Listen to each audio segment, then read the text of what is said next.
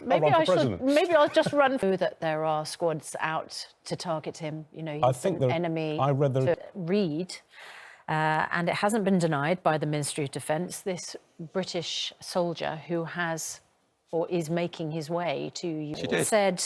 Well, do we have what she said? Now, of course, there is not going to be a NATO-enforced no-fly zone over Ukraine. However, here, the Transport Secretary says he's going to make it a criminal offence for any... How will that work, do you think? Well, if it'll be... Our airspace, then they're going to nab. I think they've nabbed one. Stopped transmitting data to the United Nations nuclear watchdog. That's also an enormous concern, isn't it? What is it like being in the vicinity of Chernobyl? They're on the spirit of the Ukrainian people. We have seen the hero. However Ukrainians may have felt about him politically even a few months ago, right now they are inspired by his defiance, by his courage, by the fact that he's sticking around in Kiev, whereas other people might have fled their post, and understandably so, amongst the people of Ukraine. You know, Susanna, At 9 o'clock this Friday, Ukraine, how you can help.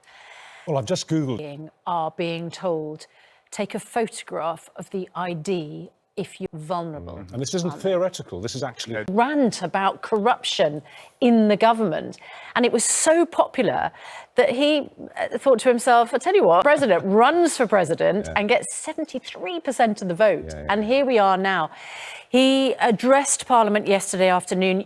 You could see MPs absolutely packed the chamber. When you see a human being rising to the occasion, you don't see it very often in politics anywhere, but when you see it, it's authentic and it lifts the heart, doesn't it? Yeah. When you see somebody who is actually who grasps the moment. The hero that they didn't realise they'd need, but he is absolutely the hero of the moment. Yesterday we saw that he is still there in Kyiv. We know two Chechnyan hit squads at large in Ukraine and possibly in Kiev who are out to kill him. Yeah. And he knows that. And he's still there and still in public and still walking around, you know. Yeah, and I wonder if he's the person who has inspired people to go over and join the Ukrainian Foreign Legion, because we know there's our top story, isn't it? An urgent hunt underway for 4 British soldiers, including a 19-year-old who've reportedly travelled to Ukraine to fight Russian forces.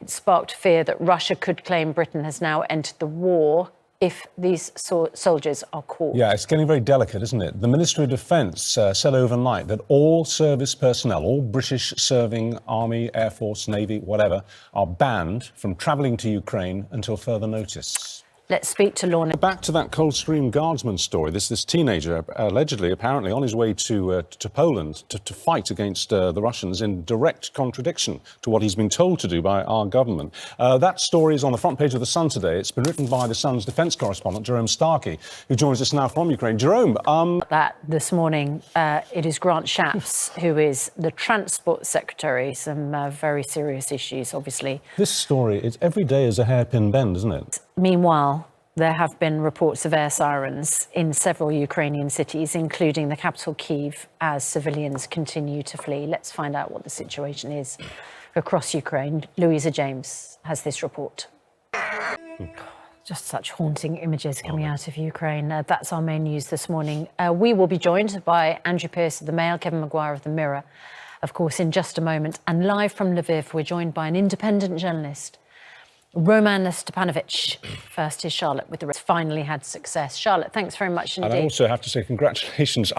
The British tabloids get a lot of criticism and stick, but we do have the fine lines, and they're all saying the same thing this morning, about the McDonald's story, McDonald's pulling out of Russia.